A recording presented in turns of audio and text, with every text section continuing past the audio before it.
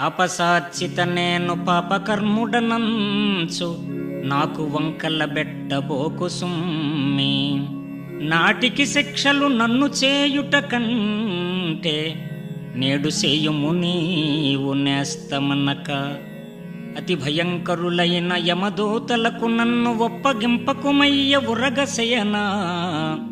నీ దాసులను బట్టి నీవు దండింపంగ వద్దు వద్దనరెంత పెద్దలైనా.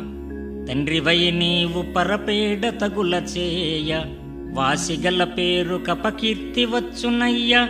భూషణ వికాస శ్రీధర్మపుర నివాస దుష్ట సంహార నరసింహ దురిత దూర.